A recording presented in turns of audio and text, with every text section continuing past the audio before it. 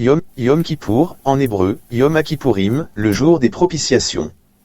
Également appelé le jour du grand pardon, est un jour saint du judaïsme.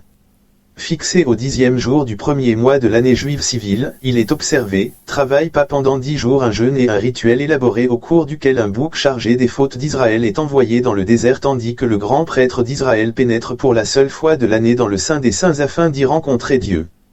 Le Shabbat est le jour de repos assigné au 7e jour de la semaine biblique, le samedi, qui commence dès la tombée de la nuit du vendredi soir. Le Shabbat est officiellement Yom Kippour signifie jour de l'expiation. Yom Kippour est le jour le plus saint de l'année, le jour où nous sommes le plus proches de Dieu et de la quintessence de nos âmes. C'est le jour d'expiation, car en ce jour, il fera expiation pour vous purifier de toutes vos fautes, afin que vous soyez purifiés devant des .eu. Lévitique 16,30. Yom Kippour, en hébreu, Yom HaKippurim, le jour des propitiations, également appelé le jour du grand pardon. Yom Kippour, pourquoi l'appelle-t-on la fête du grand pardon? Yom Kippour, la fête du grand pardon. Yom Kippour est le jour de l'expiation, ou du pardon. Le peuple se souvient de tous ses péchés et demande à Dieu son pardon. C'est le jour le plus solennel et le plus observé de l'année, le véritable et définitif Yom Kippour est le sacrifice du Christ. Le chapitre 16 du Lévitique, où est décrit un cérémonial complexe, confié au grand prêtre. Celui-ci doit choisir, par tirage au sort, entre deux boucs, l'un, consacré au Seigneur, est offert en sacrifice, l'autre reçoit, par un geste symbolique, la charge des fautes de toute la collectivité et il est envoyé dans le désert pour y mourir. D'où l'expression et le concept de bouc émissaire.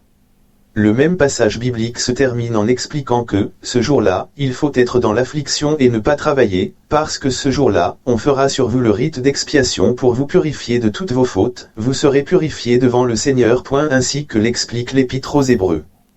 Nous avons un grand prêtre qui est entré une fois pour toutes dans le Saint des Saints, non avec le sang des boucs, mais avec son propre sang, car il était lui-même le bouc du sacrifice et le bouc émissaire. Et ce grand prêtre. L'Épître aux Hébreux. Nous avons un grand prêtre qui est entré une fois pour toutes dans le Saint des Saints, non avec le sang des boucs, mais avec son propre sang, car il était lui-même le bouc du sacrifice et le bouc émissaire. Et ce grand prêtre était le Christ Machia. Le sacrifice du Yom Kippour, dans l'Ancien Testament, était la figure prophétique du sacrifice réellement rédempteur du Christ. Le sacrifice réel, efficace et permanent qui accomplit les prescriptions de la Torah. Je suis venu accomplir la loi, Jésus au grand prêtre, Christ est survenu, grand prêtre des biens à venir. C'est, par le sang, non pas des boucs et des veaux mais par son propre sang qu'il est entré une fois pour toutes dans le sanctuaire et qu'il a obtenu une libération définitive. Je vais vous donner des exemples. Au sujet de la paix et du repos. Que Dieu veut donner à son peuple. C'est pour cela qu'on dit Shalom, Shabbat. Dieu dit à Moïse. Va chez le Pharaon. Je te fais Dieu. Et Dieu va dire à Moïse. Exode 7 versets 1 à 2. Je suis le Dieu. De la d'Abraham, Isaac et de Jacob. Va leur dire. Ça veut dire le Dieu des vivants. Et non des morts. Dis au peuple d'Israël. Vous prendrez un agneau. Sans défaut et sans tache. Vous tuerez cet agneau. Vous prendrez le sang de l'agneau. Et vous le mettrez sous les linteaux. Et ça ira de signe. Vous protégera de la mort qui va passer. Vous briserez aucun de ses os. Exode 12 verset 46, Jean 19 verset 36. Psaume 34 verset 20, 1 Corinthiens 5 verset 5 à 6. Vous prendrez de la nourriture des herbes amères. Et du pain sans levain. Un signe de génération en génération, ce sera votre Pâque. C'est écrit dans l'Ancien Testament. Si nous regardons dans le Nouveau Testament, le Christ le Machia va inviter ses 12 disciples dans la chambre haute pour faire la Pâque. Et dit voici la nouvelle alliance que je ferai en mon sang pour purifier tout le peuple, Israël de Dieu. Il n'y a plus ni grec, ni juif, que nous accomplissons ce qui est écrit dans la parole de Dieu et accomplir sa loi et ses ordonnances. Et vous le ferez en mémoire de moi. Tous les jours, il prit du pain et du vin et il dira faites ceci à mémoire de moi. C'est écrit noir sur blanc dans le Nouveau Testament. Moïse, tu vas traverser la mer. L'apôtre Paul il dit à travers du baptême de Moïse, était une figure du futur. Dans le Nouveau Testament Christ, il est notre baptême. À travers de sa mort et sa résurrection Christ, en moi espérance de la gloire. Moïse va sur la montagne du Sinaï pour recevoir les commandements et pour les mettre dans l'arche. Dieu dit à tous ses prophètes dans l'Ancien Testament, il va dire que la loi, il veut la mettre dans notre cœur et qui marchera au milieu de nous.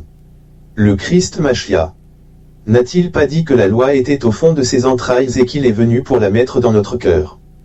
Christ est notre loi accomplie à travers le Christ. La loi vivante. Moïse. Il va traverser le désert. Dieu va donner de la nourriture d'écailles et de la manne pour nourriture. Dans le Nouveau Testament le Christ va dire le peuple d'Israël, ils n'ont pas mangé le véritable pain, qui est descendu du ciel, car moi je suis le vrai pain, qui donne la vie. Moïse il devra le serpent d'airain. Quiconque regardait le serpent d'airain il recevait la vie. Encore une figure pour le futur Christ va dire dans le Nouveau Testament, comme Moïse élève le serpent d'airain, sera de même le Fils de l'homme. Une prophétie accomplie. Au sujet des holocaustes et des sacrifices. Une fois par an, on faisait un grand sacrifice. Pour le peuple. Pour leurs péchés. On l'appelle Yom Kippour. Le grand pardon. Le peuple se préparait pendant une dizaine de jours, sans travailler, pour se consacrer, pour enfin de recevoir le pardon de Dieu. Et si on était pardonné alors, il s'habillait avec un vêtement blanc, pour célébrer la fête, et en chanter, et en réciter, des psaumes, en honneur du Créateur. Dans le Nouveau Testament Christ le Machia sera Yom Kippour grand pardon, à travers de son sacrifice. Dans l'Ancien Testament Daniel il prophétisa que le Christ le Machia sera mis à mort au milieu de la semaine. Prophétie accomplie.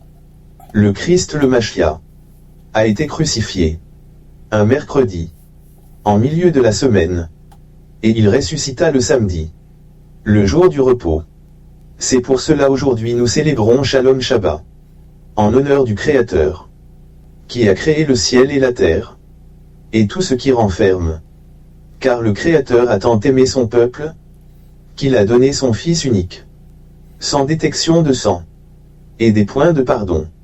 Le Christ le Machia nous a donné l'accès à passer à travers du voile, qui a été déchiré dans le temple.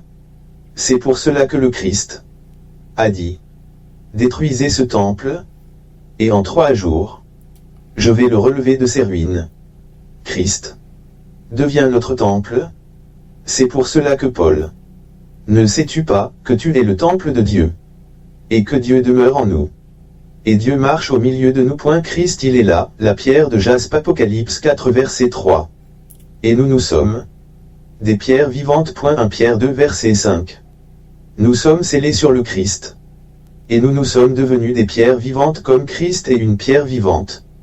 Dieu a construit son temple à travers de son Fils bien-aimé. Christ est la pierre principale.